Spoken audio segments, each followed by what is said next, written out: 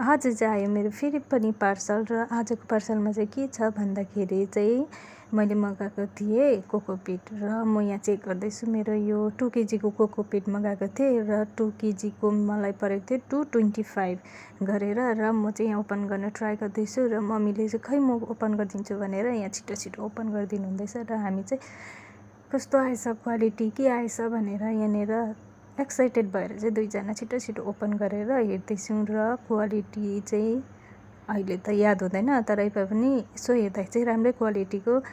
Double rapping गरेर आएको रहेछ प्लास्टिकमा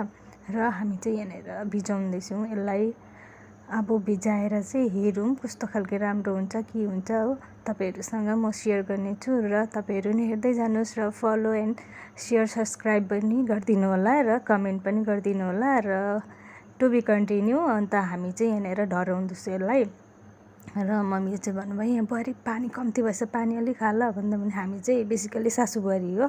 र हामी दुईजना चाहिँ मिलेर काम गर्दैछौँ यहाँनिर प्लान्टहरूको लागि। मैले मगाएको थिएँ कोकोपिट, मैले त तर फर्स्ट टाइम नै मगाएको, मैले योभन्दा अगाडि चाहिँ कहिले युज गरेको थिइनँ हो। अन्तखेरि यो फाइनली म चाहिँ यसरी यहाँनिर ढलिसकेपछि चाहिँ यसरी यसको पानी डल्लै निचोरेर फ्याँक्दै यहाँनिर यसरी ड्राई गर्दै यहाँ सुकाउँदैछु।